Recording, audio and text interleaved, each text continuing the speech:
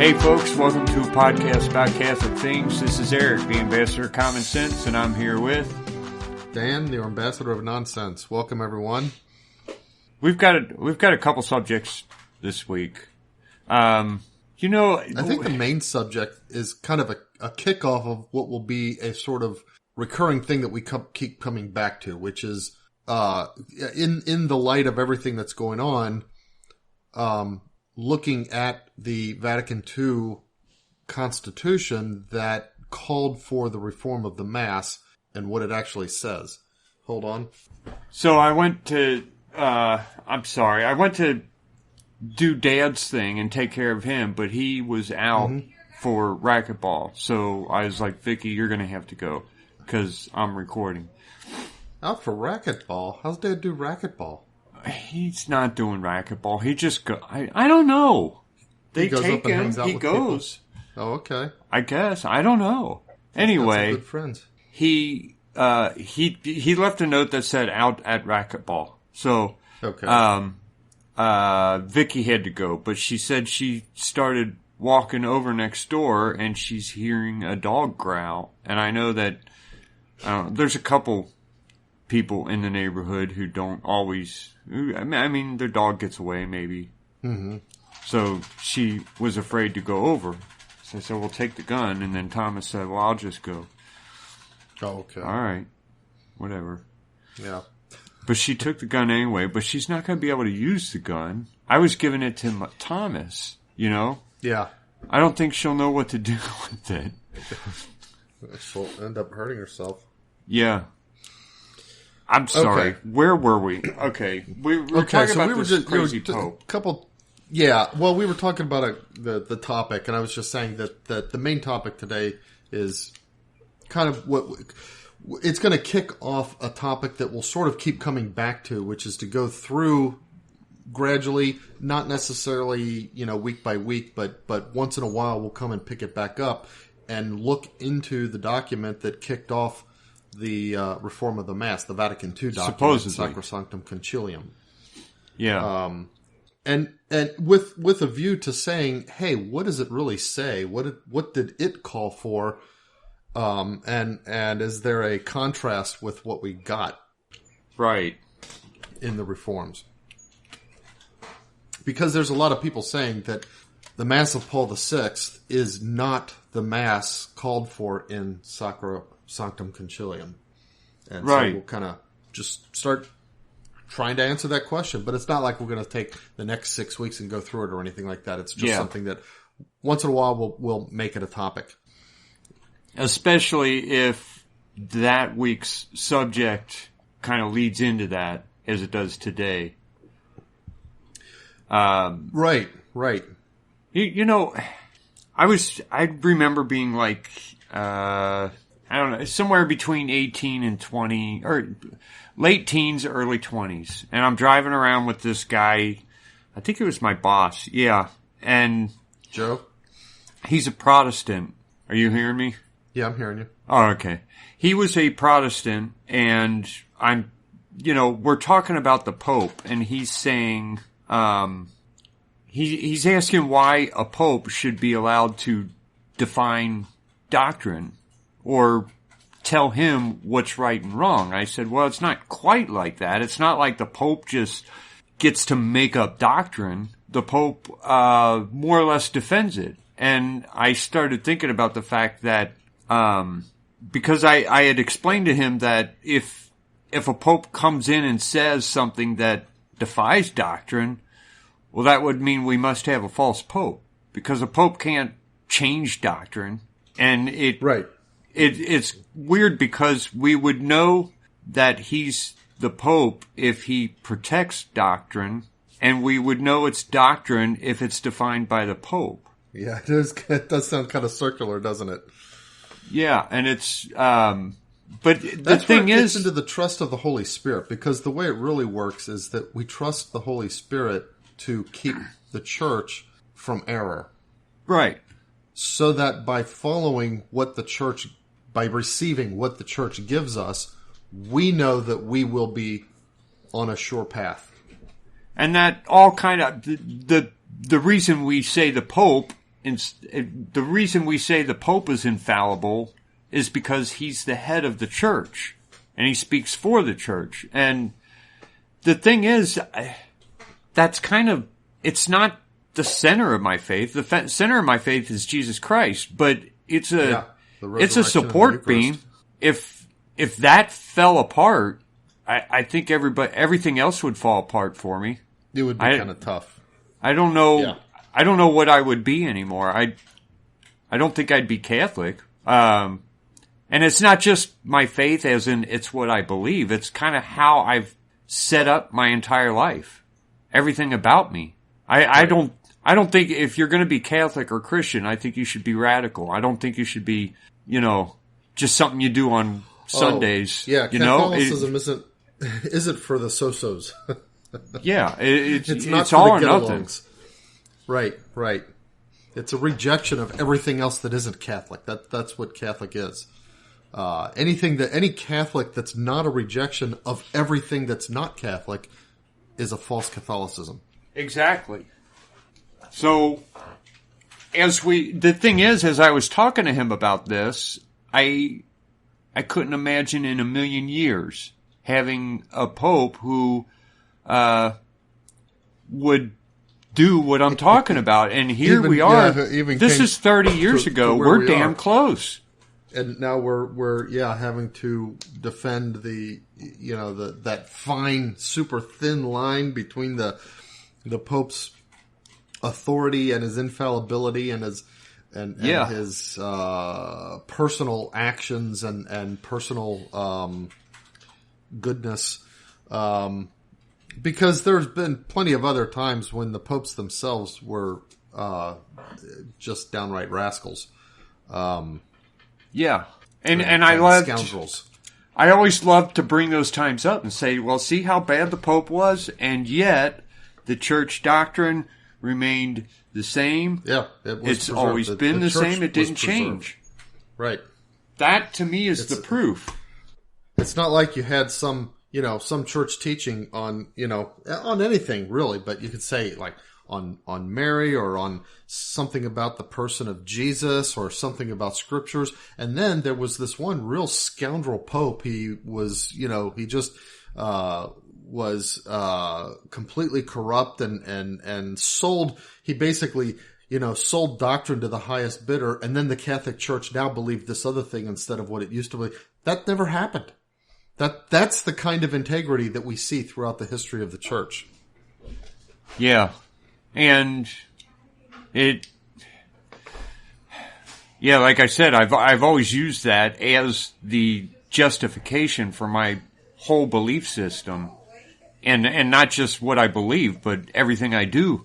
Not to say I'm perfect or anything, but that's what I base everything on. And yeah. And here he's already changed the catechism.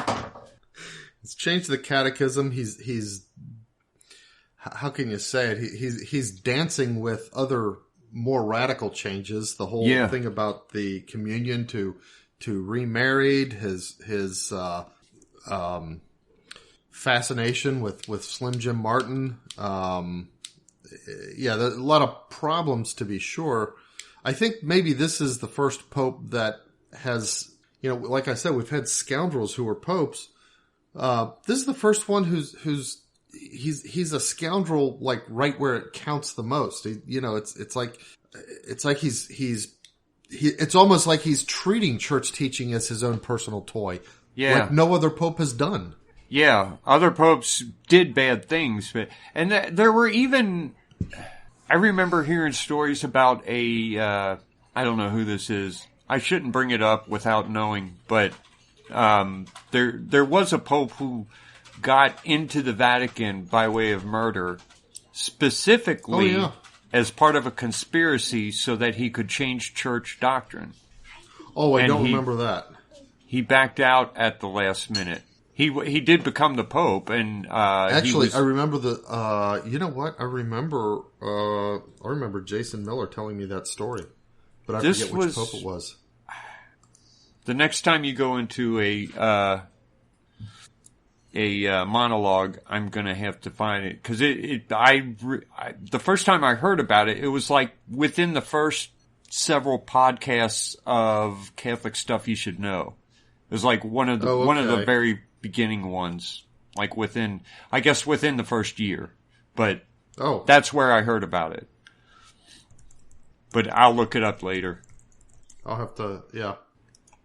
Because we talked about this stuff, over the past few weeks, and I wanted to, and there was just something that I wanted to kind of add to the discussion, because there are a lot of people. I mean, right now the Pope is sort of in the limelight by way of his leadership of the entire church, which is his position. And it does have, all of the rights and authorities that are listed in Pastor Aeternus, which is pretty absolute. But there's been a lot of discussions about, well, what if a pope adhered to some, heresy? There's some saints who have speculated that he would therefore then, speculation is too weak, but hypothesized, I guess, that he would therefore then cease to be the pope. Or if he did something that was fundamentally bad for the church, that it would, somehow demonstrate that he wasn't really a pope or something like that.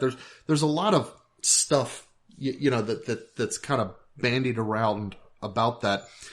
And one of the things that kind of occurred to me as I was driving the other day is that the thing is, what the Pope first is the Bishop of Rome. And we would rightly think of the bishop as the supreme shepherd of his diocese everywhere in the world. Every diocese has a bishop. That bishop is the supreme shepherd of that diocese, except for the fact that Rome is the singular and unique supreme diocese, so that the Bishop of Rome also enjoys immediate jurisdiction everywhere else in the world. But it's because he's the Bishop of Rome that he enjoys that, not the other way around. In other words, the church doesn't elect a pope properly and then say, oh, and by the way, here's Rome, your diocese. Rather, the church, through whatever process is in place to do that, decides who the Bishop of Rome is going to be. And by virtue of being the Bishop of Rome, he's also the Supreme Pontiff. Okay. And so when we talk about things like, oh, if he did this, he might cease to be a pope, those things would only apply, those things would only work if they also worked for any other particular bishop throughout the world, causing him to cease to be a bishop within his diocese. So I don't know that there is any such thing, but that's just kind of a perspective I wanted to give to people, is that the Pope is the Pope first because he's the Bishop of Rome, and not the other way around. Okay. So I don't know immediately what it means for any of the questions we had, but it seems to me that that's an important perspective to keep in mind.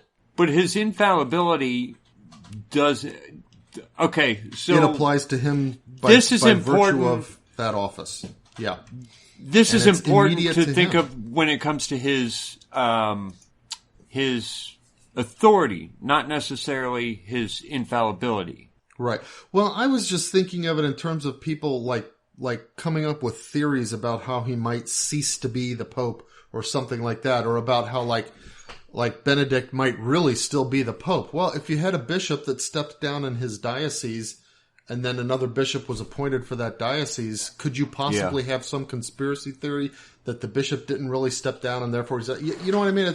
Okay. You've got to keep in mind that he's the Bishop of Rome first, and by virtue of that, he's the Pope. So when he steps down, when Benedict stepped down as the Bishop of Rome, he therefore and thereby ceased to be the Pope. And it's not possible for him to stop being the Bishop of Rome, but somehow still be the Pope secretly or something like that. All of it goes together. That's the point that I want to try to bring out there. Okay. But you're talking about the distinctions, and particularly, I think because Pastor Aeternus treats it differently. His authority or what we would call jurisdiction, and his infallibility. Right.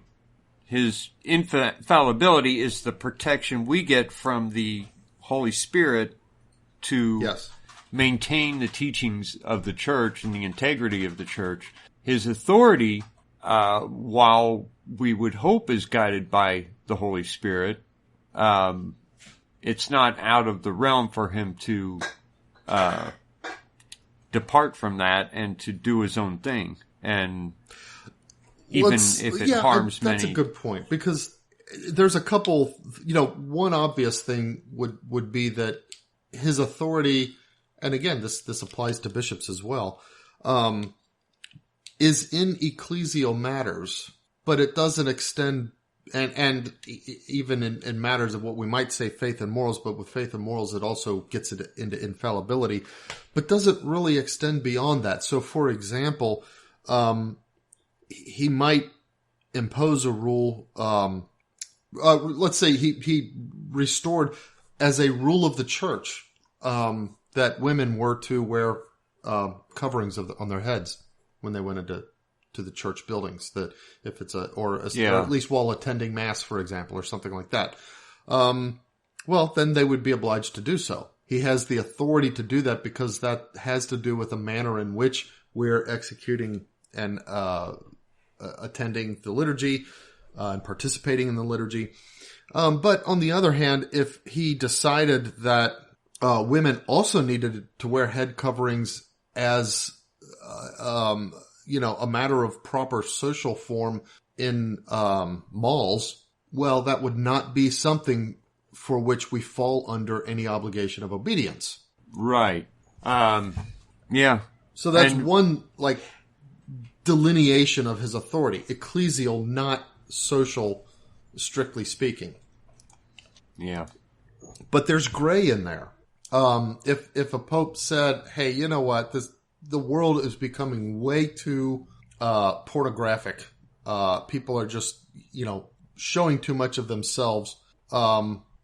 And he declares that, let's say he comes up with some standard, which this is where I say it's a gray area, because he might come up with a standard. Well, okay, certain parts to within, he might say, of a woman's body ought to be covered when she's in public. And that he might come up with something that, now Catholic girls maybe can't wear certain kinds of swimsuits or whatever. But, it's like, okay, to the extent that it's a moral component and there's an obligation to be cautious, and so forth, he has the authority to teach that, but the specific implementation of that within society, how much authority does he really have? Especially when different societies themselves just kind of grew up with different standards of that, and it may not be that it may not represent the temptation in one society as in another. For example, to see the 3 inches of a woman's leg above the knee or something like that. Yeah. Just to, in some societies, to see a woman's calf, would kind of throw a guy into fits and start getting him a little bit hot and bothered because that wasn't exposed, so, there are, like I said, there's gray areas there, but the fact that there are gray areas doesn't mean that there's not a limit on the Pope's authority when it comes to subject matter. One thing we do agree on, though, is that he can change the Mass. Or at least he can, yes. he can change the Mass, and he can order Masses to be said in different ways. Way. And, and he doesn't have to respect tradition with a small t when it comes to this. The various other rites, he could tell all of them, you all have to start, doing it the Roman way or something like that. I mean, it would be extremely, it would be, I would think, sinfully irresponsible to do something like that.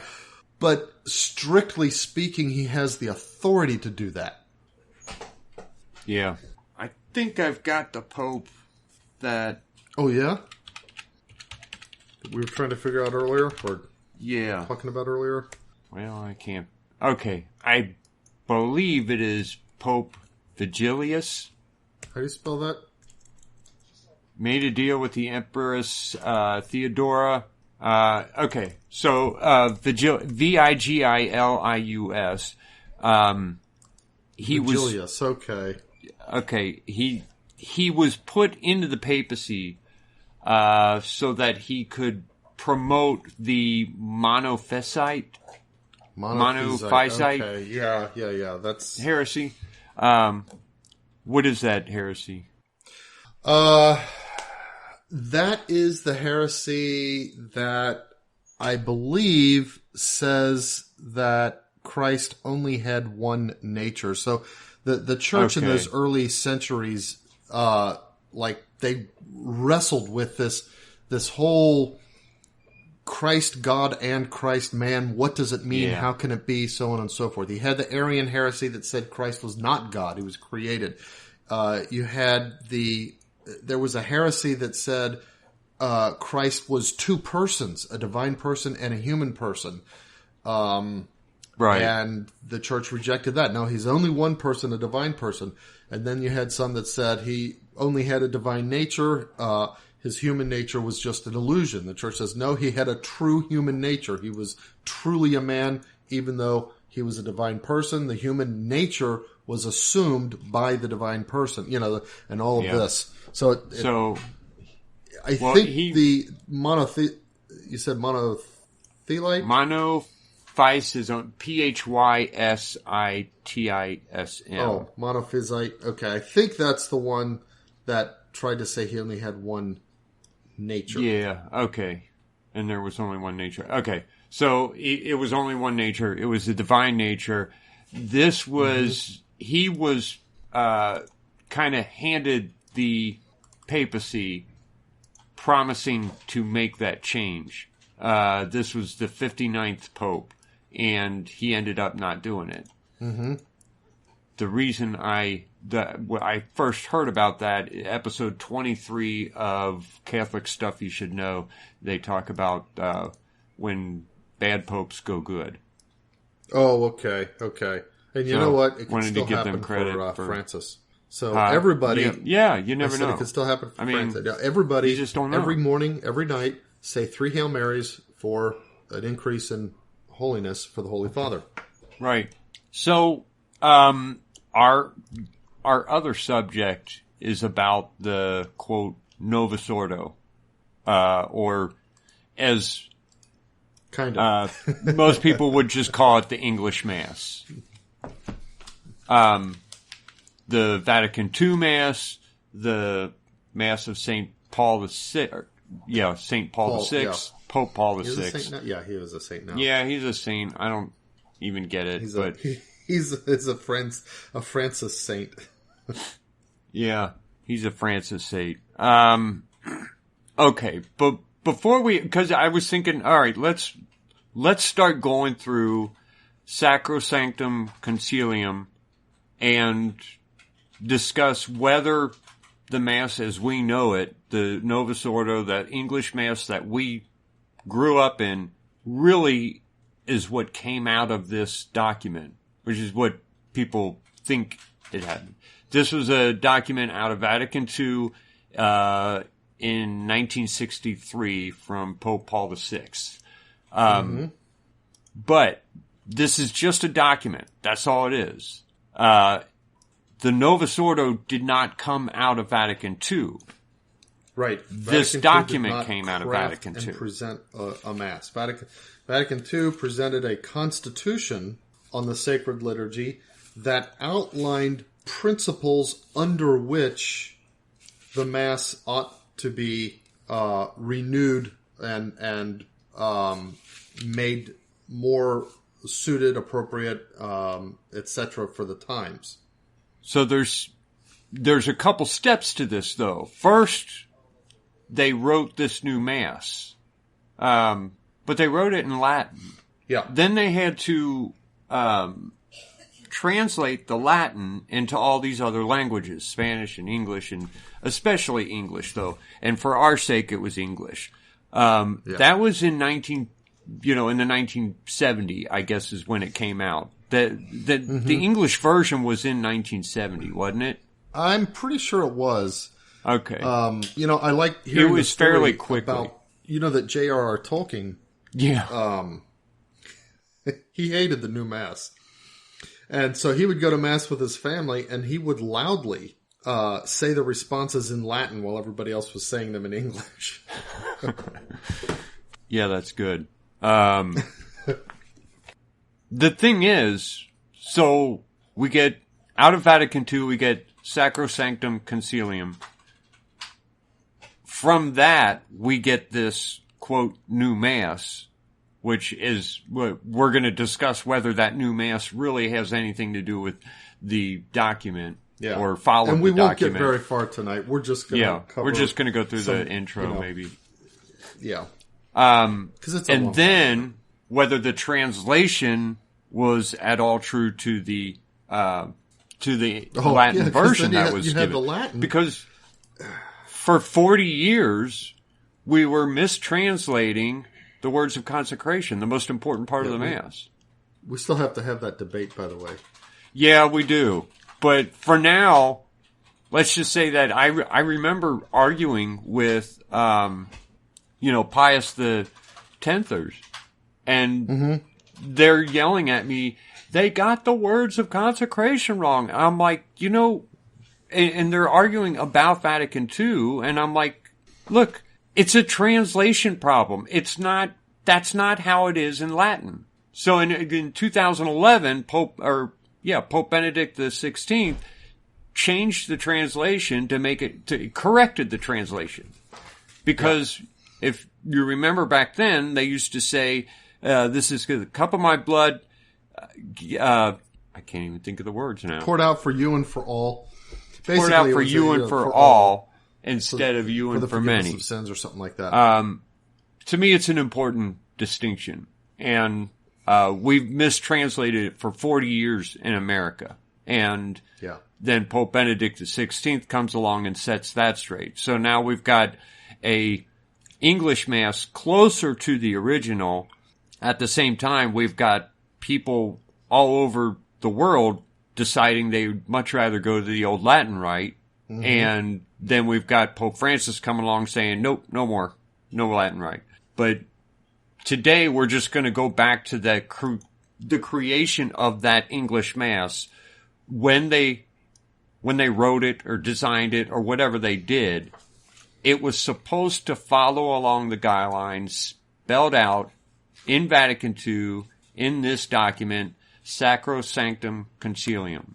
And that's what we're about to talk about. I don't know what. You know what? Let's just start with the first paragraph of the first introduction. This sacred council has several aims in view. It desires to impart an ever-increasing vigor in the Christian life of the faithful. Okay. That's just a general statement about the council itself. Yeah, and you got to, out of everything that came out of Vatican II, has that happened at all? In any way, shape, or form? No, really. The opposite has happened. It may have been the aims of the council, but it failed miserably. Right. Number 2, to adapt more suitably to the needs of our own times those institutions which are subject to change. Now, acknowledging that some might not be subject to change. Right. And I don't know if they ever really spell out which things are subject to change or why they should change. But, okay, we'll take them at their word for now. To foster whatever can promote union among all who believe in Christ. That definitely didn't happen. I mean... No, almost the opposite. It's almost like a division. Right. Everywhere you see. To strengthen whatever can help to call the whole of mankind into the household of the church. So to give strength to whatever it is that evangelization and the church's missionary activity. Yeah. Well, is Catholic membership on the rise or on the fall since Vatican II? Yeah, it's on the fall. It's like jumping off a cliff or almost. The council therefore sees particularly the cogent reasons for undertaking the reform and promotion of the liturgy. Okay, and so what it's doing is it's okay. These are the things that that the council at large wants to do. And they all sound like great things. Yeah, they are great things, and I'm thinking that if these are the kinds of things that might be like the mission statement of a company, and then the board of directors meets and appoints a CEO, and after 5 years, 10 years, whatever, they go back and call the CEO in and said, okay, here's our mission statements. Let's go through each one of these and see how the company's done, up or down on each of these points. Okay, well, it would be an abject failure on the part of that CEO. Down on every single point here. However, tying the liturgy itself to all of those points is, I want to say, appropriate with a caveat. Whatever can help. There's one warning that I would put here. So the very last goal of the council, the objective, to strengthen whatever can help to call all mankind into the church's fold. Yes, the liturgy is related to that in a broad way, but I think one of the problems that specifically caused such a poor execution of this document is that people treated that one goal as something specifically and tactically related to the Mass. In other words, they started wanting to see the Mass... So to make it like more attractive, you're saying? As a direct means, of evangelization. And the Mass is not a means of evangelization. No. We would not and should not be calling people into the church by inviting them to come to Mass with us if they're not already Catholic. Right. That's like the wrong way to do it. And casting pearls before swine. Yeah. Because they wouldn't... Now, it's once kind in a of while, it's a mystical thing. You have this once in a while thing where somebody may be especially open to the Holy Spirit and they go to a Mass for the first time in their life and it just like hits them. Like between the eyes, it's, oh, wow, this is home, this is where I have to be. And then they want to become, okay, once in a great while that happens. That's a God-given grace. That's not the normal thing. The normal thing is that the Mass is the destination after you've gone through all of everything else. We're supposed to be that's the reward. Them into the church. Yeah, by teaching them the gospel and saying, hey, there's good news. Somebody died for you so you don't have to go to hell. And by the way, if you didn't realize it, you're going to hell. Except for the fact that he died for you. That's how we convert people. That's how we bring people into the church. That's what they come for. And then, the Mass becomes where they get the fulfillment of everything we promise them. You would need... You couldn't start off with the Mass and have it make any sense. Yeah, right. That's true. It shouldn't make sense. The whole thing is so transcendent, and if you just tell someone, hey, we're going to Mass. Well, what is this? Well, this guy, Jesus Christ, died, and we take this bread and turn it into the body of Christ. And that's how we stay connected to him. Yeah, we die with him then. And that's such a hard thing to say. That's a hard sell, Yeah. To someone who's not Catholic, who hasn't been shown, well, this is why and how it happened. The whole idea sounds silly.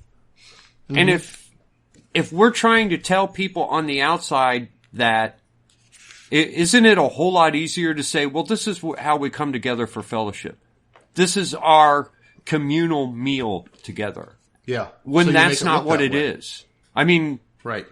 The meal is kind of an analogy. It's not, I guess you could call it a real meal. It's not the point. It's not the thing. But the point is the sacrifice. Right. And you're going to miss out on that if you're trying to explain it to someone who's not Catholic, who didn't build up to that point. It'd be like you handing me a calculus problem and saying, well, here's the solution. And I'm like, I don't understand the problem or the solution. You're not making any sense to me. We got to go over some basic math first, Right. It just, yeah, I agree. Okay. Anyway, just wanted to, but other than that one caveat, the Mass But is you know what? They don't say central to all those things. They say to strengthen whatever can help call the whole of mankind into... Right. The Mass is my strength. What we've been describing is a mistranslation of that, because attending Mass and taking part in Mass is what strengthens us, and we call the whole of mankind into the household of the church. That's why the Mass is called the Mass. It comes from the Latin missa, which means to send. Yeah. It's where we get words like mission, like a military mission. So what they're saying is right. Yeah. But only if you have to understand it the right way. Yeah. It's only right if you read it through the eyes of tradition. Mm-hmm. Which is what Pope Benedict XVI kept trying to say. Yeah. The hermeneutic of continuity. Okay, the second paragraph. For the liturgy through which the work of our redemption is accomplished. Now, they're quoting that. What is that? Through which the work of our redemption is accomplished. Why is that in quotes? It's a secret prayer from the 9th Sunday after Pentecost. The term secret doesn't mean like it's hidden, nobody can hear it. That there are different parts of the Mass and of the divine office. They're like a collect and a secret and stuff like that. Okay, so it's part of a prayer. But it's part of a prayer that's said as part of a Mass on the 9th Sunday after Pentecost. Okay. So through which the work of our redemption is accomplished, most of all in the divine sacrifice of the Eucharist. Here we are. It's not calling this a meal. It's the sacrifice of the Eucharist. Divine sacrifice. Yeah. Is the outstanding means whereby the faithful may express in their lives and manifest to others the mystery of Christ and the real nature of the true church. Here again, we manifest to others. Perfect description. Yeah. Look at that. We express our lives through a divine sacrifice. Yeah. It's not... And by doing so, we manifest Christ to others. That's solid. It's not fellowship or something like that. Yeah. It's the essence of the church. St. Paul would approve. Huh? St. Paul would approve. Yeah. It's the essence of the church that she be both human and divine. Okay. True. Mm-hmm. Visible yet invisibly equipped. So my translation the church is here. Has visible but endowed with invisible realities. Okay. Both of those would work. It's the Holy Spirit guiding her. That's the invisible part. So as we were talking about Pope Francis, he's a visible man. There's a reality behind that equips him. And that's what we trust in. Not the Pope, but the Holy Spirit. Let's see. Eager to act and yet intent on contemplation. Present or present in this world. And yet present in this world and yet not at home in it. And she is all these things in such wise that in her the human is directed and subordinated to the divine. So in the church, people are pointed to God. And, it sets up these dichotomies. Human, divine. Visible, invisible. Action, contemplation. The church is a union of those, but it's a directional union. The human is subordinated to the divine. Action is subordinated to contemplation. the visible is subordinated to the invisible. Yeah, that's a good point. The visible, likewise to the invisible, action to contemplation, and this present world to that city yet to come. So the here and now to heaven, which we seek. While the liturgy daily builds up those who are within into a holy temple of the Lord, into a dwelling place for God in the Spirit. Hold on a minute. I'm just gonna make a quick comment. I mean, your translation of just that last phrase, this present world to the city yet to come. Read that part again. Yeah. Okay. And this present world to that city yet to come, which we seek. That city yet to come, which we seek. Mine says, and this present world to that city yet to come, the object of our quest. The Latin is... the object of our quest. Is this present to the future city which we seek? I don't know. I feel like a lot of times when people are translating from the Latin, they feel the need to put more into the English than needs to be there to translate the Latin. Just a comment I want to make. When you read these various translations of the documents, understand that some of these words may be unnecessary. Leave the poetry to King David. Yeah. Okay. Anyway. Okay. So while the liturgy daily builds up those who are within into a holy temple of the Lord, into a dwelling place for God in the Spirit, to the mature measure of fullness of Christ. At the same time, it marvelously strengthens their power to preach Christ. So it builds us up spiritually, and it gives us the power to go out and tell other people. And thus shows... That's exactly what we said before. That's the right translation of paragraph 1. Yeah. Yeah, and thus shows forth the church to those who are outside as a sign lifted up among the nations, under which the scattered children of God may be gathered together until there is one sheepfold and one shepherd. Yeah, that's all perfect. The Mass strengthens us to go out and show everybody else the church, the one sign lifted up among nations. We are to show that to people, and we are strengthened to do that through the Mass. That's, perfect. It would not do that on its own, because someone on the outside is not getting the grace that comes from the Mass. Exactly. Right. I mean, it's the grace that makes us able to do that, not it being attractive. Yeah. Oh, well. It is attractive. The funny thing is, when it's done properly... through the eyes of grace.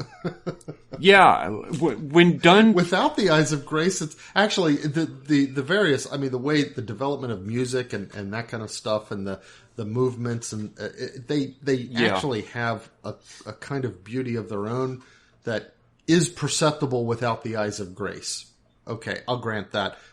Not the Novus Ordo Mass so much. Right. But as a sign under which the scattered children of God may be gathered together, no, it doesn't, you don't get that from it without the eyes of grace. Yeah, because there's really nothing there to make it look any better than, as we talked about last week, those giant mega churches, you know, where we're all together singing Kumbaya. It's nothing more than that if you don't have the grace. So there's no reason for a non-Catholic one song at St. Maria Goretti that they sing. It's like one of those songs that's supposed to, I guess it's supposed to get kids all like excited and stuff. It's like, it's probably like trying to invoke the imagery of the, you know, Christ on the horse in Revelation, and, you know, the horsemen and stuff like that. And I forget the song. I forget the tune, you know, melody of the song or anything like that. But what I remember is that people this is like the exit song, whatever they call it these days. Yeah. And during the song, the people in the pews are like doing this thing where they're like bouncing as though they're riding a horse and whipping their hand up in the air. Oh my goodness. Like they're whipping some kind of a standard or a staff or something. It's like, oh gosh, you gotta be kidding me. You guys are acting like a bunch of kindergartners. Anyway. The problem is it didn't oh well. Wherefore that's not what Jesus meant when he said you have to become childlike to enter the kingdom. Right. You don't. Yeah, that's another song. He didn't mean childish. That gets under my skin. That 'tis a gift to be simple, 'tis a gift to be free. Yeah. It's such a silly song, and when I see Catholics singing it with a straight face, I just yeah. I don't know whether to laugh or cry about it. Let's see. Wherefore this is paragraph 3. Wherefore the Sacred Council judges that the following principles concerning the promotion and reform of the liturgy should be called to mind, and that practical norms should be established. Okay. Among these principles, okay. We're still in on my book, but it's still paragraph 3. Yeah, I'm here too. Okay, let's so I don't know why that is. It's still the same paragraph. But among these principles and norms, there are some which can and should be applied both to the Roman Rite and also to all the other rites. So there are some, and other rites they're talking about. At the time this is written, they're talking about the Tridentine Mass and things like the the Eastern Roman Rite rites is the Tridentine Mass, right? Right. And then the other thing, the Byzantine and the Maronites and all of those others, the Chaldeans and so forth. So some of the principles should be applied to all of them. The practical norms which follow, however, should be taken as applying only to the Roman Rite. Except for those which, in the very nature of things, affect the other rites as well. So, in other words, the things we're going to talk about here are dealing only with the Roman Rite. So we're only going to mess with the Tridentine Mass, the Latin Mass that used to happen. That's hundreds of years old. Lastly, in faithful obedience to tradition, the Sacred Council declares that Holy Mother Church holds all lawfully acknowledged rights to be of equal right and dignity. Wow. Yeah. I wonder if Pope Francis ever read that. Read that? That she wishes to preserve them in the future and to foster them in every way. The Council also desires that, where necessary, the rites be revised carefully in the light of sound tradition. Now here's the hammer phrase. Yeah. And that they be given new vigor to meet the circumstances and needs of modern time. So, hold on a second. Are you still there? I lost him. I lost Eric. I'm trying to get him back. There he is. Hey, you there? What happened? Yeah. I don't know. It just hung out. I probably hit it with my ear. Oh, okay. Yeah, you were right on the what I'm calling the hammer phrase of the document. Yeah, I know. That stinks. Okay, let's start over. And that they be given new vigor to meet the circumstances and needs of modern times. Right. In the light of sound tradition. Yeah. So all this is going to be done in reinvigorating that which is traditional in the Mass. Yeah, not modernizing it. It's revised in the light of sound tradition to meet the needs of modern times. It's not modernized to make it modern. Yeah. Not to follow the whimsy of modern times or to chase after the ever-changing sensibilities of modern times or anything like that. There you go. Well, just put a hot plate. You can brew a pot before we start, and then bring it and set it on the hot plate. Actually, I have a urn that I used to use for a couple times, and I can't remember why. Did you say an urn? No, like URN. Isn't there a coffee like an urn? I think of urns as being like a carafe. Okay, I think of an urn as like. I don't know why I said urn. That's like an ash thing, isn't it? I know, like for people's ashes or something. Yeah, I don't know why I said that. I couldn't think of the word carafe.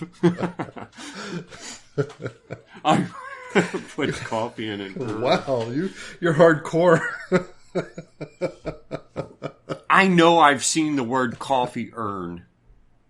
You know what? I've seen that. Because an urn is actually like a vase or a water jar, like to pour water out of. That's also an urn and stuff like that. I don't know why it's the only word used to refer to the thing you put dead people's ashes in. Okay. Well, I have a carafe. I need to find it again and start using it. Yeah. Okay. Anyway, that's the introduction. All this stuff, that's the introduction. You see what they're going for. I can't see anyone objecting to any of this as long as you read it through the eyes of tradition. Yeah, I mean, Pius V would not object to this. Right. If all of this had been undertaken, I don't think we'd be anywhere near the position we're in right now.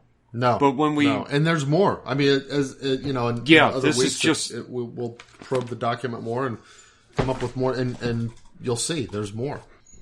The point here was that we wanted to give more vigor to the church. And when we look at the church right now, it's not just I don't know. It's not just the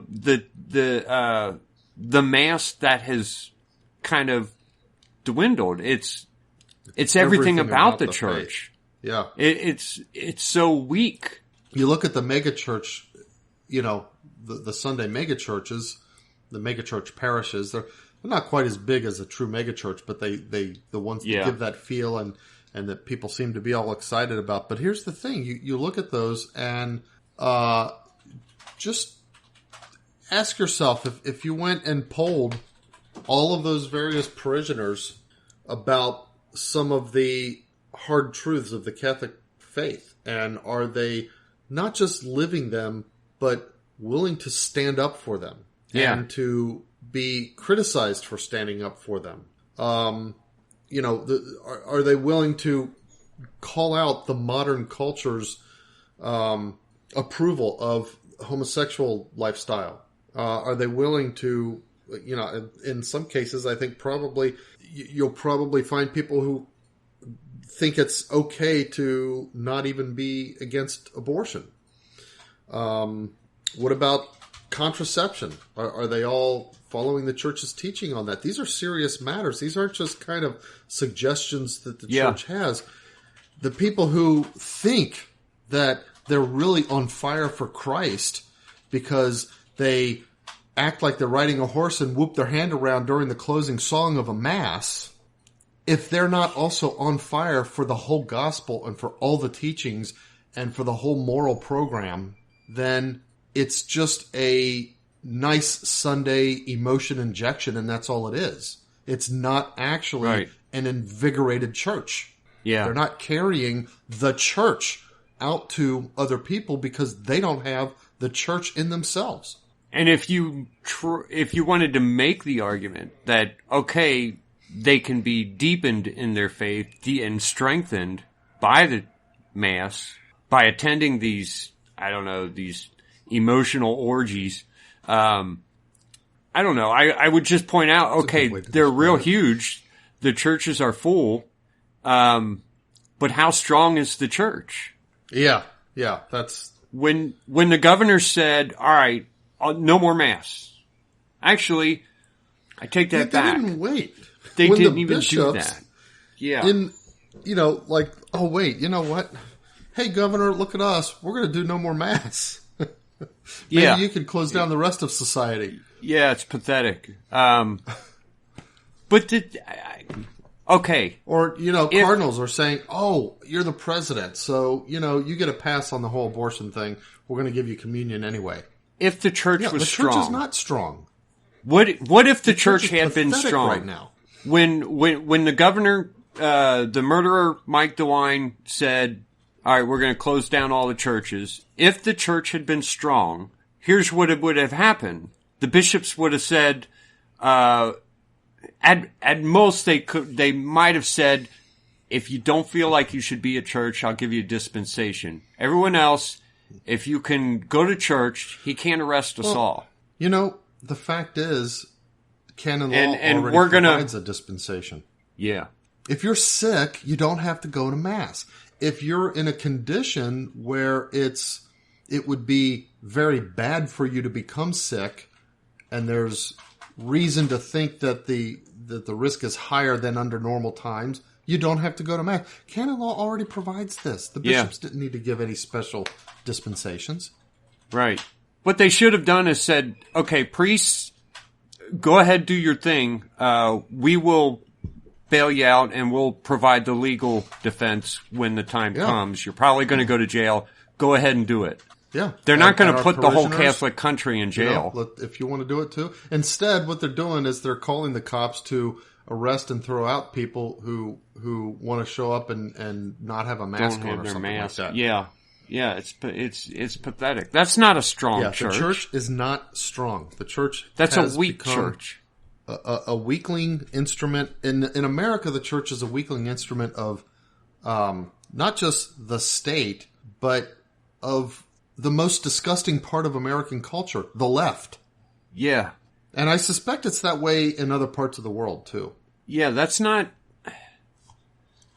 more vigorous. That's not new vigor to meet the circumstances and needs of modern times. That's something different.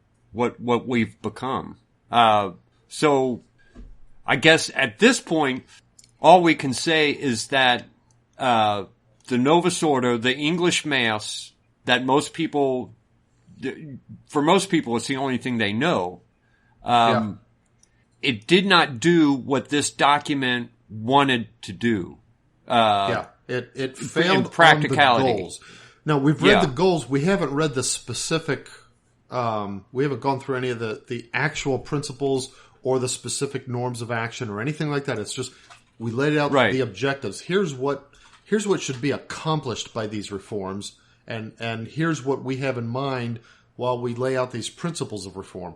Well, the accomplishments that were listed, every single one of them, a failure. In fact, opposite direction. Yeah, and there's that word unity pops up in there, and it's like, okay, let's translate the Mass into 500 languages. How's that bring about unity? I mean, jeez. It's kind of funny. I was reading one of the post-Vatican II instructions, where, because they had the Vatican II, had Sacrosanctum Concilium and that kind of stuff. And then they had a bunch of post-Vatican II instructions before they came out with the new Mass that were, okay, now that we've gotten the Vatican II thing done and we've closed the council, now individual cardinals and I don't know, parts of the Roman Curia, whatever, I don't know. Yeah. Were charged with coming up with more specific, detailed plans for accomplishing the objectives here.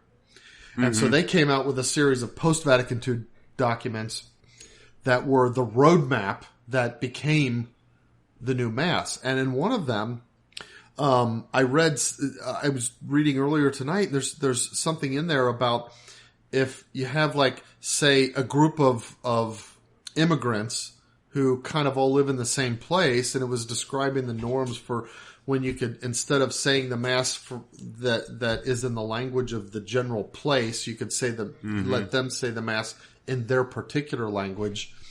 And it just struck me how silly that is, because if Catholics were taught the ordinary in Latin, it wouldn't matter where you go. Yeah, then you go anywhere in the world, it'd be really the same Mass. Unified. But as it is, unity.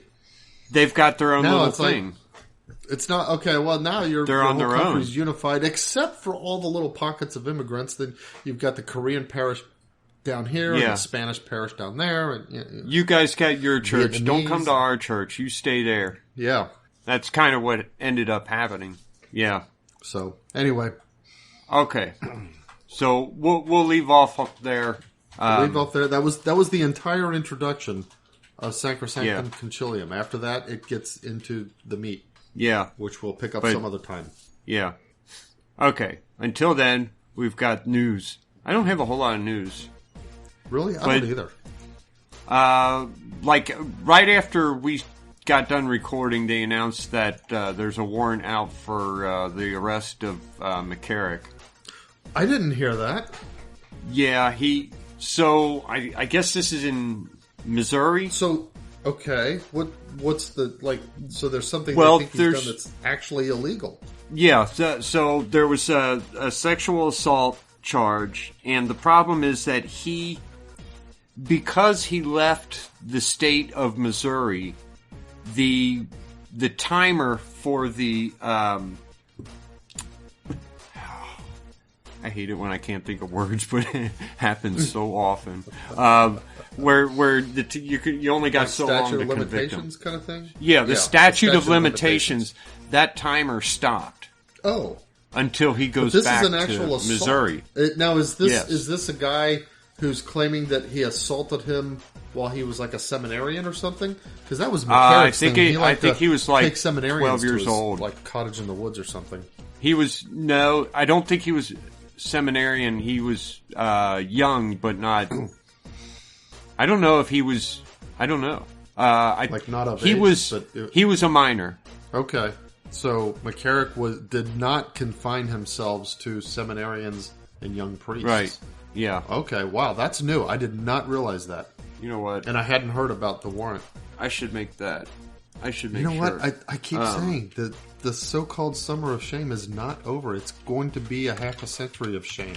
We're going to keep finding more and more rot in the church until we take like a lancet to it and flush it with alcohol and clean it out.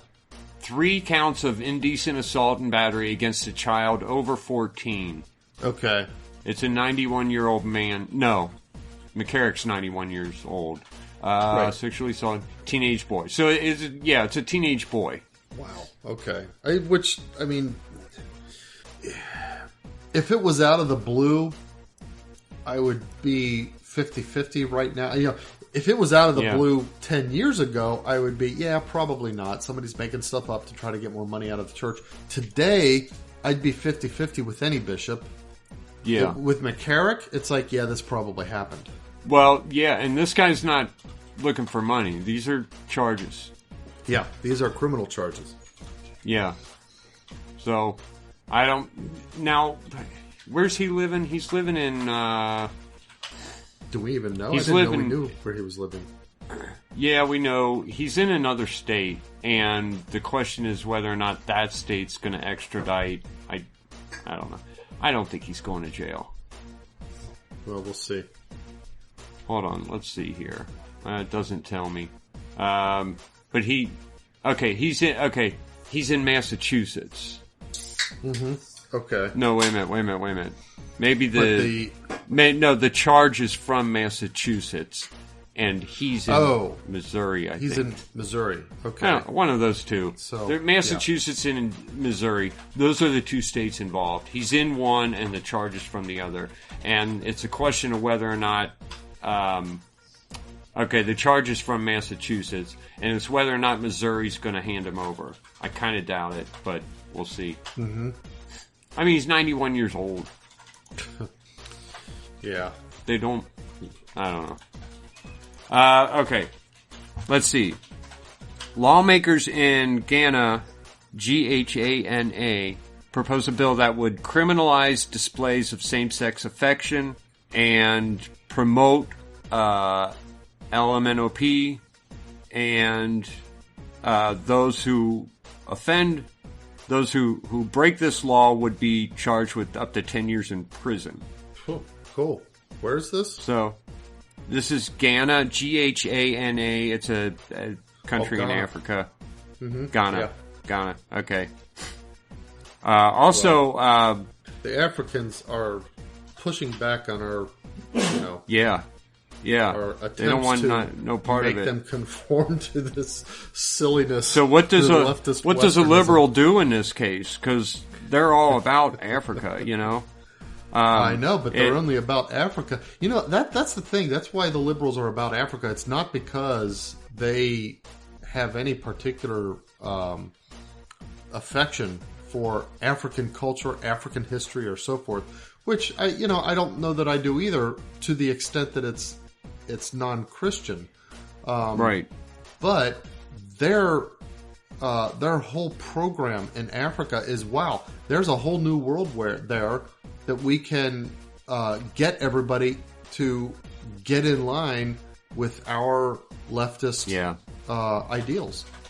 Yeah, and they're not. Especially where sex is not concerned. all of them. I don't know why they're, well, I do know why. Because if you control people's attitudes towards sex, you control the people. That's what. Think about how powerful that is as a motive, and you control people by promoting and then serving their sexual deviant proclivities. Yeah. I think that's actually what's going on. And Africa was like a big place where they thought, oh, wow, yeah, we can do that because it hasn't been tainted yet by, say, in large parts by Christianity, although there are a lot of African countries that are Catholic. Yeah. Also in Uganda, there's a law about to be signed into law that criminalizes gay sex. With up to 10 years imprisonment. All right, good for them. So, California is burning again. Yeah, I know. Well, I understand we're getting missionaries from Africa now. To the United States. That's right. California, there's a Dixie fire. It's growing. It's becoming the 13th largest wildfire in California history. Wow. They keep burning themselves down. If they would just manage their forests and put a couple dams up to keep hold of the water. I mean, yeah, it's sad. It's so mismanaged. United States places sanctions on Cuban police force and two of its police leaders. I don't know what that means, rioters. Though. What sanctions can you put on a police force? I thought sanctions generally meant like restricting trade and things like that. Sometimes it's more of a political maneuver of simply saying we disapprove of what they're doing officially. And it can lead to that because if multiple countries issue such sanctions, well, then those countries' populations, businesses, and so forth are less likely to then start new involvements with that country because, they're issuing sanctions right now. I was thinking of starting to import or, export something from or to Cuba. What if tomorrow my country officially shuts down trade with Cuba? Well, then I'm out all of the investment that I put into that. Yeah. So sanctions are a way of showing a trend of approval, disapproval, that it doesn't necessarily have to have immediate impact or immediate force of like law or something like that. But it's something that still impacts the overall economic picture. Okay. So U.S. Okay, I'm not going to talk a whole lot about the Olympics because I think the Olympics are stupid anyway. But I've always thought they were. But okay, I used to like to watch them, but I like the women's figure skating, and that's pretty much it. I like that's the only sport that the women look halfway pretty in. Yeah. Well, maybe there tennis, is a lot of grace and prettiness in the figure skating. That's true. I gotta say that. The speed skating is kind of disgusting, but anyway. So, U.S. track and field competitor Raven Saunders raises her arms and crosses them in the shape of an X while participating in the medal ceremony. I don't know, it's gross. And okay, this accompanying story here: police arrest a 40-year-old man at a mall for booing the Chinese national anthem during the ceremony for Hong Kong's first gold medal in the 2020 Olympics. Wait. Police in China. In Hong Kong? In China? Yeah, I don't know if it's China or Probably Hong Kong. Hong Kong. Yeah. So well, he got arrested. Hong Kong's participation. Okay, so this woman is, it's like, I'm going to. I mean, the X thing with all the oppressed people, but that she's thinking about all the people in the United States that aren't conservative.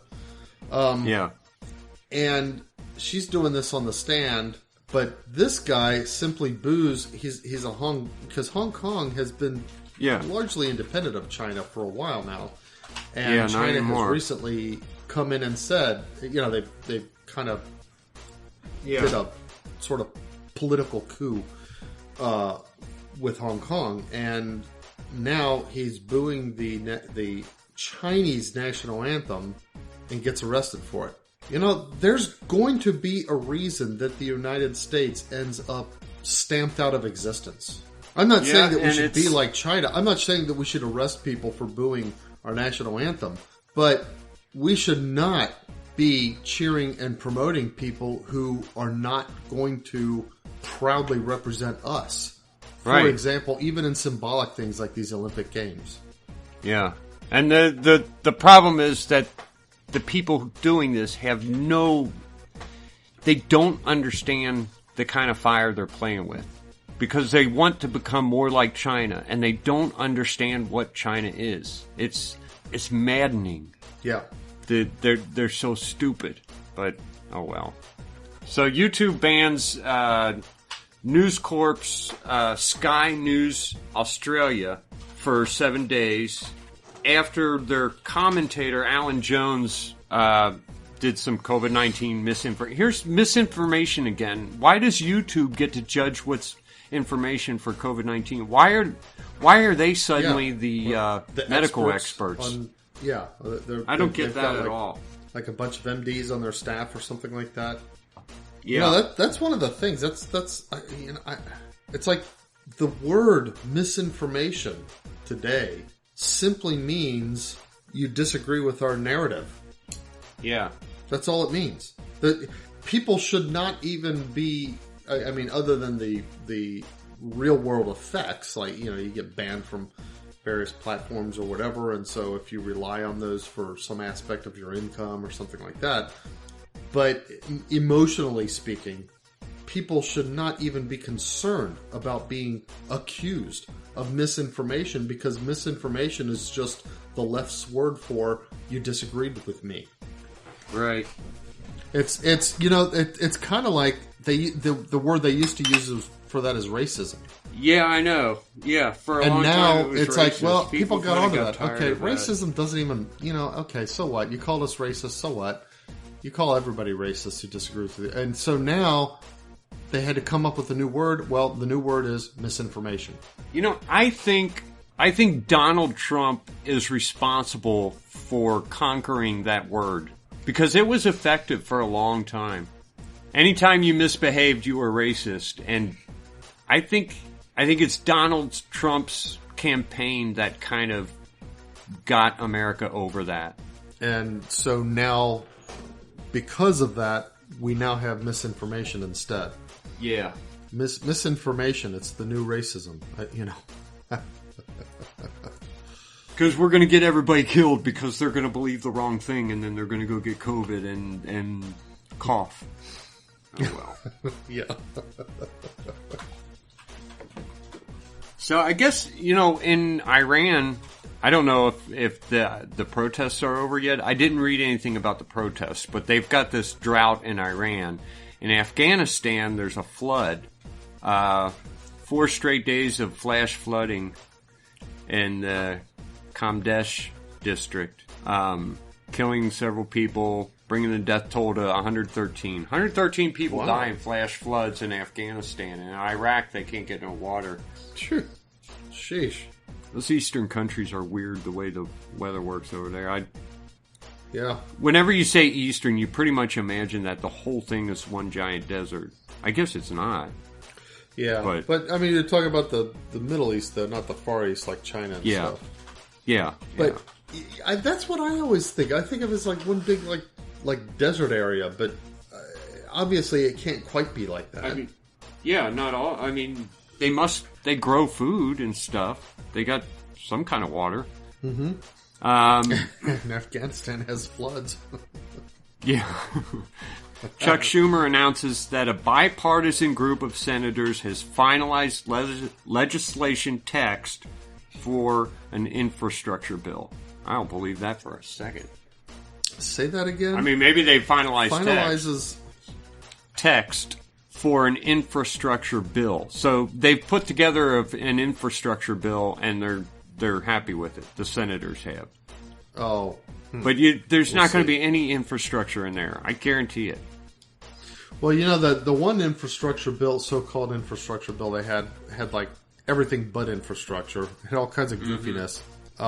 And then it kind of became obvious that's a go nowhere. So they came back with a lot more modest bill that did have some infrastructure in it.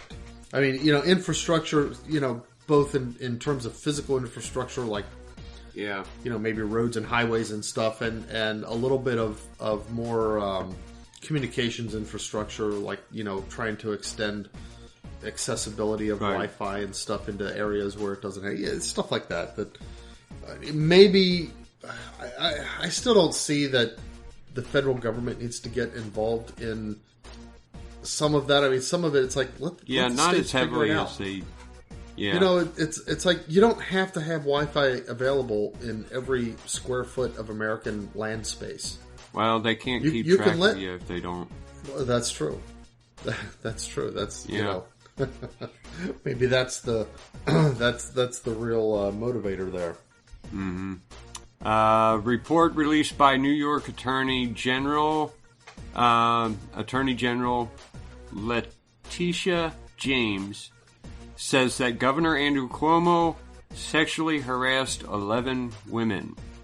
So the Attorney General has concluded, the U.S. Attorney General has concluded No, that the Cuomo, New York Attorney General. Oh, the New York Attorney General has concluded that Cuomo harassed these 11 women. All right. Yeah. We talked about this before. Yeah. Some of the early stories of so-called harassment are like, really? Is that what you want to build a case on? I mean, that's not even worth. That's kind of stupid. And it's so weird that they're going after him on this because he's their man. He's one of them. Why are they going after him? If they wanted to go after him, he murdered thousands of people. Why not just go after that? Yeah, go after him for those the nursing home murders. The things that I heard the women describe did not sound like sexual harassment to me at all. Now, maybe this Attorney General has 11 specific other women that's different than what we heard. I don't know. You know, I don't know. But like he forced a kiss on me or something like that, and it's like, come on. Yeah, but they're not even talking about maybe groping, it's like the ones that I heard. If it's like, you know, he tried to grope me, I pushed him away, and then the next day I lost my job. Okay, then you've got sexual harassment. Yeah. Okay? That would be a good case. I don't know. It's weird that we're defending Cuomo, though, isn't it? It is so weird, because he's such an evil person. Yeah. And he should be on death row right now. For things completely unrelated to sexual harassment. Yeah. Yeah, like murder. That's all the news I got. Okay. Well, I got a few things. It's been a light news week for me too. Yeah. So first of all, I got to tell a story with this one. When I was trying to make a sort of a business go with a guy that I was partnered with, and we were going to a convention in Minneapolis. and his family lives up in that area. I think his family actually lives in the Wisconsin side, and this convention was in the Minnesota side, whatever it is. But anyway, so we were going to stay with his family, and we were going to go up there, do like so many days, and then I was going to fly back, and he was going to stay with his family a little bit longer after the convention. So my wife was booking the flights and stuff for me to come back, and she accidentally, it worked out, I got the flight changed and that kind of stuff, but she accidentally booked me a flight not out of Minnesota, or not out of Minneapolis, but out of Milwaukee. Okay. So, and I don't know what actually clued us in that she had done that. I mean, it's a good thing we did figure it out, because we would not have had time, within the way things were going, for me to drive to Milwaukee to catch this flight. So it was supposed to be out of Minneapolis. And hold on, I have to look at a map, believe it or not, because I'm so bad in my Minneapolis, Milwaukee. Okay, yeah, that would have been one heck of a drive. Yeah, so, anyway. Well, hell, if you did that, you should just drive. Where were you, in Indiana? I should have just driven home. Exactly. Yeah, that's halfway. I lived in Indiana. I lived in Noblesville, north side of Indianapolis. Okay. At the time. You would have been more than halfway there if you flew from Milwaukee. Exactly. So, anyway. So, that's just kind of a lead into my actual nonsense story. So, a woman gets to the airport at 6 a.m., only to find that she's 1 year early for her flight. She booked her flight for the wrong year. She booked her flight the wrong year. Yeah. Have you ever booked a hotel room for the wrong week? I've done that so many times. No, I can't say that I have. When you go to, when you search for, okay, so usually when I book a hotel, I search the address I need to work at, and then I say nearby hotels, and Google I think I end up on hotels.com app, but Google hooks me up with several nearby hotels. I click on one of them, and it says, you want to book a day, and I click the days that I need to book, which is usually like the next 2 days, because I wait till the very night before to do it. But after I'm done, I realize, I booked a room for next week. Oh, yeah. I do that all the time. Because you're just looking at the days. Yeah. Yeah, because I'm just looking at days, and I guess I can see doing that with a year. I can't imagine something automatically coming up with next year, though. Yeah, I don't know. You're just not paying attention to that part of it. Yeah. I mean, why would you pay attention to why would they show you next year? Why would they give it to you next year? That's my thought. I mean, why? Yeah. Because I didn't even know you could. How do they know they're going to out? Yeah. How do they know they're even going to be still there next year? Or that the flight numbers and the times and stuff. I mean, yeah. A whole airport could be built within a year. Yeah, that doesn't make any sense at all. They should. I hope they gave her money back, because that's. Or at least got her home. But she was trying to get home that's the somewhere. worst part, is she's trying to get home and then she can't because, man, you know what? I don't think often about how big Alaska is. It's almost as big as the whole U.S. It's like half the size. Isn't it it's the largest land area state, right? Yeah. It's huge. It's so huge. I mean, it's like 4 times the size of Texas. We were talking, I had to look at the map to look at what you were describing, and now I'm just sitting there looking at the map, and I'm looking at so it's like, Alaska. That's oh my gosh. Can you imagine if global warming were real, how much more livable land we would suddenly have? Oh yeah. It's like Alaska farmable. I mean, it's like suddenly you can feed like 20 times as many people in the world. Yeah. We could lose all of Florida And I think we'd be fine with that. Yeah. Yeah, that would and be... most of these Eastern... be on the good side of that trade. Yeah, and then now we've got Alaska is warming up, and, maybe we could figure out a way to buy parts of Canada. Canada's big, too. I mean, there's a... Yeah, Canada's huge. Man, there's a lot of land. And it's got some huge, That's so cold. Uninhabited areas. Yeah, because it's just too cold. Yeah, well, I like it when it's cold. That's the thing. I've considered moving to Alaska, but... I don't know. But no, I agree. I mean, if global warming is going to be a real thing, look at places like Alaska and the northern stretches of Canada and stuff like that. Okay, well, wait a minute. If those warm up, 6 degrees on average, not a big deal. I'm not talking about the whole globe being 6 degrees on average, but in order to get the whole globe maybe like a half a degree, those areas warm up 6 degrees. And what that would do for the amount of arable land in the world. It's like, wow, that would just be awesome. I mean, we're in Ohio, and we've got a pretty good evenness of seasons, Yeah. It's half of it's hot, half of it's cold. Right. Vicky's sister just moved up to Minnesota, and when you look at a map, it's not that far away, but it's cold up there. Yeah. They don't get. I mean, I lived hot. in Michigan, just a little. Michigan, Detroit, and it's, that's cold. Still southern Michigan, but very different. I mean, the snow. It's like add an additional month and a half of snow to each side for your winter easily. Okay. All right. Next,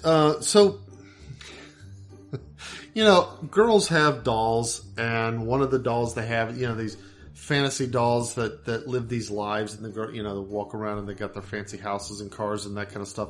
Of course, I'm talking about Barbie dolls. They've got Barbie and Ken and that kind of stuff. Okay. Yeah.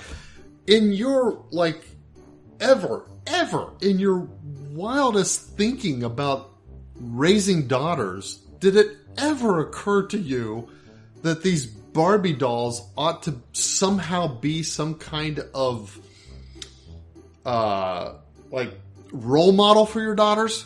No, they're just dolls. Yeah, exactly. Okay, well, they're the Barbie teenage, and they act like you assume that this is like how older teenagers, young adults, they play like they're teenagers. They do They have Barbie doing things that a teenager would do. Right. Maybe a young adult. At most. Whatever. If she's got Barbie, her own apartment, whatever. Yeah. Decided that they want to, with their dolls, inspire more girls to get into STEM careers. So they created a doll of the vaccine scientist, Professor Sarah Gilbert. I guess who was one of the women who helped develop the COVID-19 vaccine. That's the thing. Is she Barbie worthy? I don't know who this woman is. Well, I haven't seen her. See, it's. I don't want to say yes or no. I don't like to judge people and their looks. I can see her in the doll, but she is not terrible. Directly Barbie worthy. That's not Barbie. No. That's just hideous. No, she's not hideous. I can't believe she's not Barbie. No, yeah, it is. I'm sorry. At the doll, that's though. not The a thing doll. is, the doll... Actually, the doll doesn't look like a Barbie doll either, come to think of it. No, it doesn't. It looks like some... I don't know. That's just hideous. It's like... I'm not saying like she's hideous. Barbie's trying to be G.I. Joe now or something. I don't know. Yeah, it's stupid. But here's the thing. Aside from... Because, like I said, I don't like to... I don't get into... There are plenty of pretty doctors out there and pretty scientists. Sure, but here's my thing. Here's my issue with it. If let's say your wife was an accomplished, in some field that people thought, more women ought to be in that field, and then Barbie decided, let's make a doll of your wife. I think I'd be a little bit insulted about that. It's like, wait a minute, Barbie is by definition, plastic, superficial, unreal, shallow, so forth. Yeah. I don't want my Valley wife Girl. to be Barbie. I don't know. I don't mind calling this woman If hideous. you wanted to She make a opened bobblehead herself of my up wife, to that that. would be fine. Well, yeah, okay.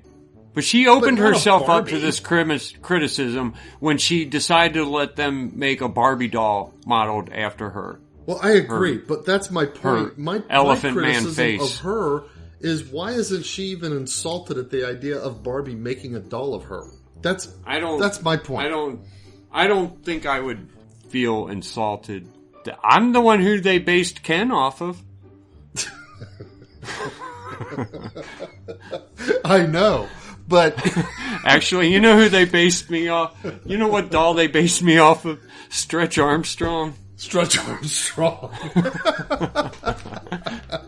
Remember that thing you used to stretch out and then... Oh, man, yeah, just pull it up. You can actually... There's like people who have developed... If you go and find an original Stretch Armstrong, you might pay like $500 for it on eBay. I don't think you like would that. find one that's actually... I mean, you would get a pinhole in them and then they'd be hard as a rock.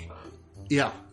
Well, there's been like a whole like hobby industry of, making like Stretch Armstrong molds, and then you get the right gel, and then you can make your own Stretch Armstrong doll and stuff like that. There's ways to do that.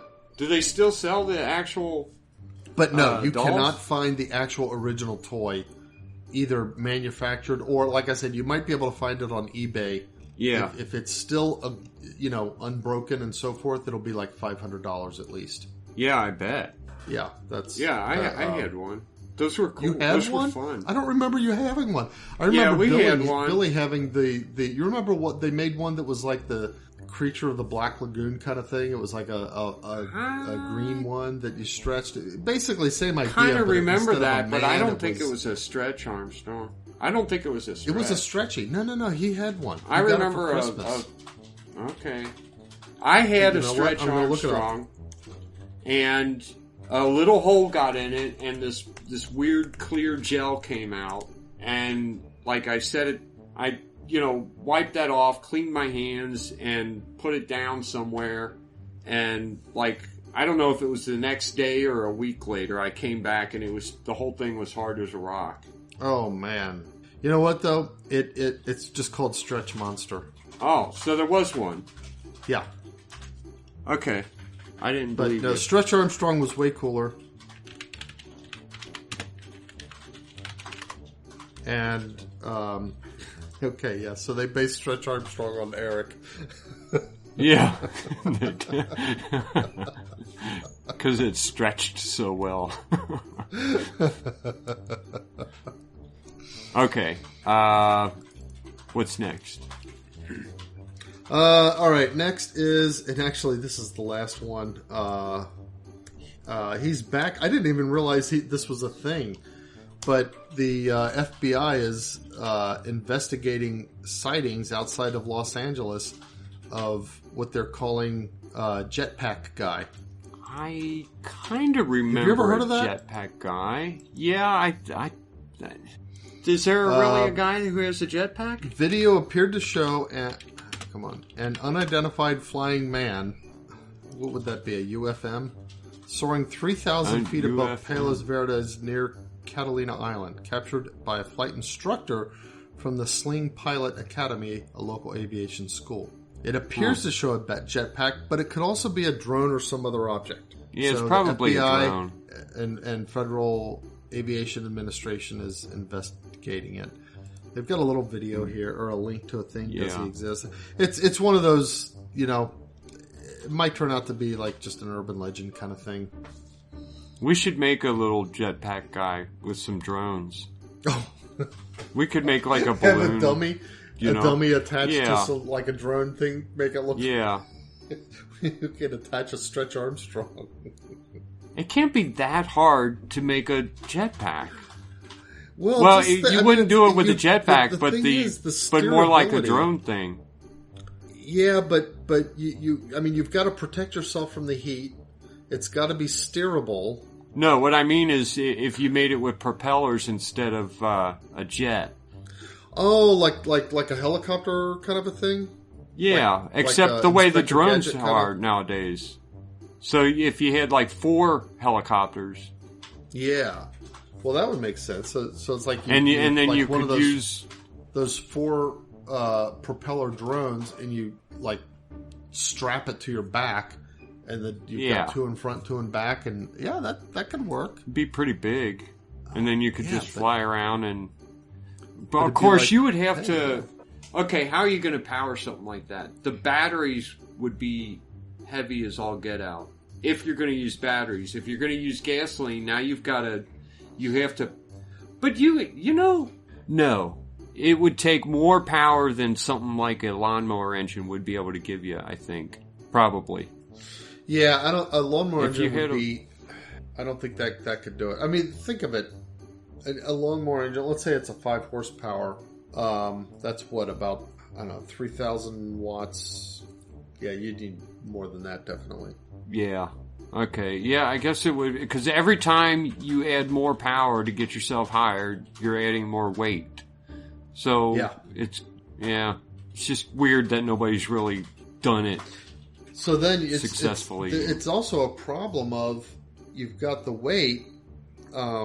It reaches a point where the weight of the thing is when it's flying, it's lifting you. Okay, that's fine.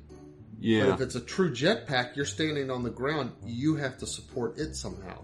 Right, and it's too heavy to. Because I was thinking, okay, if you like a motor that's used for like tractors or little walk behind mowers, those are too heavy to lift. Oh yeah. Even if you had, we could strap it to your back, add some weight for gasoline, and then the propellers themselves and some kind of transmission. Yeah, you couldn't walk around with that, so it's not really a jetpack. They do have some amazing technology in batteries these days. Yeah, so they're getting maybe better. Electric is the way to go. Yeah. Well, I don't know. Anyway. Okay. You can see I'm so scraping Jetpack the bottom guy's of back. the barrel for ideas. Yeah. Jetpack guy is back. That's all I've got. That's the end of my news tonight. Okay. Well, let's do saints. Yeah, that's right. You promised us 2 saints this week. Yeah. Actually, more than 2, but okay. So all right. We'll start with Saint Abadir, Abadir, and his sister Erae, Erae. This is under the Diocletian persecution between the years 284 and 305 AD. I'm also seeing a spelling of her name Iraja. And I'm also saying Herai. Okay. And this will play into this, is that a lot of these times they have these saints that are spelled in quite a few different ways. So Saint Abadir is a high-ranking official. His father is a high-ranking Roman official, and he himself, at a very young age, was given a pretty high position in the Roman government. He had a dream, and in it, Jesus appears to him and tells him to take his sister to Egypt, where they would be martyred, and that a man named Samuel would care for their remains. Now, his sister... Wait a minute. Stop there. Okay. So, God tells you, I want you to take your sister and go to this other land. There, you'll both be killed for me, and then this man will take care of your remains. Yeah. That is the story. I think the amount of faith and love for God that you need just to even hear something like that. Right. And as I said a couple weeks ago, this is common among these first century Christians. It's like, I'm going to become a Christian and then go profess my faith and die. That's the plan. And it's like, yeah, exactly. It was a thing. I mean, if you became a Christian, you knew eventually, here's this little thing I have to do, Right. So he didn't do it right away. He just knew that this was going to happen. Meanwhile, his sister also had a dream that she was to follow her brother and trust in him. And they talk about it together, and they agree that they would someday go to Egypt and be Christians and be martyrs. So eventually they leave their homes. On their way to Egypt, they meet a deacon named Samuel, and he goes with them. I believe it's in the city of Antinopolis, and they go and publicly profess their faith. Okay. So they're both arrested, Saint Abadur and his sister. I'm not even going to try to say her name anymore. And they're brought before the governor, Arianus, Arianus.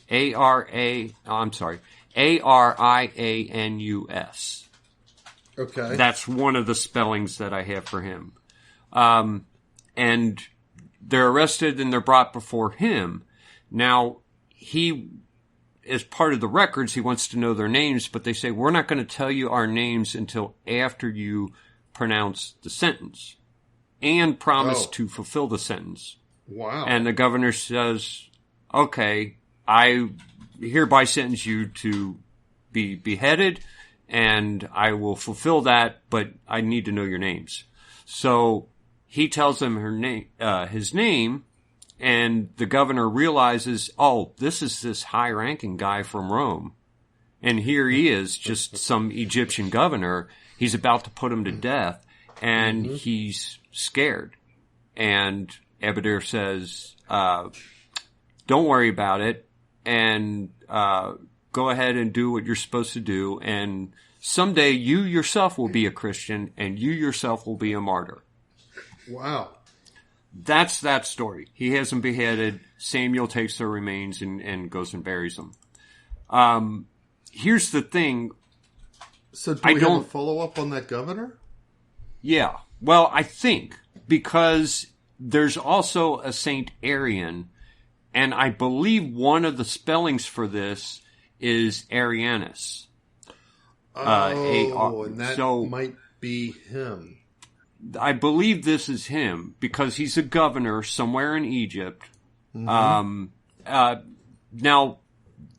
it's listing him as the governor in Antinoe, Antinoe, but that might be a spelling for this Antinopolis that Saint Abadur died. Could be, because I'm reading an article in Faith Journey about Saint Abadur and his sister Araya. I'm calling it that Iraya. It looks like Araya to me. We were brought under arrest to Antinoe, Antinoe. Okay, so I guess this is like the same guy. That probably is him. Yeah. So he arrests another Christian named Apollonius. Okay. And he gave Apollonius the chance to redeem himself by offering a sacrifice to the pagan gods. Apollonius refuses to do this, but while he's in prison, he talks to this pagan flute player named Philemon. And he pays Philemon to go and pretend to be Apollonius and give sacrifice. That way, he doesn't have to offend God by offering sacrifice to a false idol, and he gets to get out of jail. That's his thinking here. So this Philemon says, okay, I'll do it. So he gets the money. He goes up to offer sacrifice to the idol, and right there on the spot, he's converted. And he says, this is wrong. This is wrong. Yeah. I can't offer sacrifice to a false god. So he professes Christ, and then finally he I guess Apollonius turns himself in and says, okay, that's not really me. This guy would, and they both die for their faith. Are together. Yeah. So the governor says, okay, we're going to tie you up and you'll be shot to death with arrows. So the both men are tied up, and most of the arrows miss them at first. No, all of them miss them. All of the arrows miss these two men. One of the arrows actually hits the Governor Arian. Oh, wow. And wounds him. You think he would be behind the archers? Yeah. I don't know how it happened, but apparently he got wounded somehow by one of the arrows that missed them. He's angry now, so he sends them to be beheaded. And again, just before the execution, Philemon tells this Governor Arian that eventually he would convert. So they behead the two men. Arian is still wounded by this arrow, but he goes and touches the body of Philemon, and he's instantly healed. Oh, wow. Okay. And not only Arian, but 4 of his guards were converted right there on the spot, and Diocletian had all 5 of them thrown into the sea because they went. It goes up as governors. They went to Rome, I guess, to profess their faith. Okay, before the emperor. And that's the story of Abadur and his sister and Arian, who killed them and then converted by way of dealing with Philemon and Apollonius. Wow. So one big and plus the 4 guards that were converted with him. It's a neat little story. It is. But, the thing is, it's just think about being in that world where to become Christian meant I'm going to become Christian and then, I can't lie, I'm going to profess Christianity and therefore I'm going to die. Yeah. Think about the strength to do that. And in the, 1960s, we decided the church doesn't have enough strength and vigor, so we're going to redo things and think about how much less strength we have now. There's not that many people willing to die for their faith. More Protestants are willing to die for their faith than Catholics. That's how it seems to me. Because Protestants do die for their faith. Yeah, they do. Now, you do have Catholics who are dying for their faith, and I don't know if it's the percent of Catholics versus Protestants. Christians in, like, Middle Eastern countries and stuff like that, like ISIS beheadings and so forth. But, wow, I mean, that's a place where faith is very strong, where it exists. Here, it's like, oh, yeah, a bunch of people call themselves Christian, but, they all decide they don't have to follow the gospel. Right. And besides, it might be embarrassing if we decide to do something or not do something that everybody else is doing. So we're just going to stay hush-hush about it. And it's a shame that it's come to this. And it's a shame that people don't see this, that people don't see the problem here, especially our bishops who are cowards. Okay, that's all I've got. Okay, well, that was a good saint of the week, though. Wow. Yeah, I've been. That was actually going to be the first one, and I thought I'll save that because it's like a 3 or 4 part story, and it's just a really neat story. All right, folks. Well, think about what we said, and as always, circle the beads, and keep us in your prayers. I don't know. Too. Yeah, we need prayers to keep going because sometimes we don't feel like it. Yeah. Sometimes we get home from work, we're tired. I'm like, I got to do this. This isn't our job. Right. This is something we do in addition. So, yeah. All right. Thanks, everyone. All right. Thanks, folks. Bye. Bye.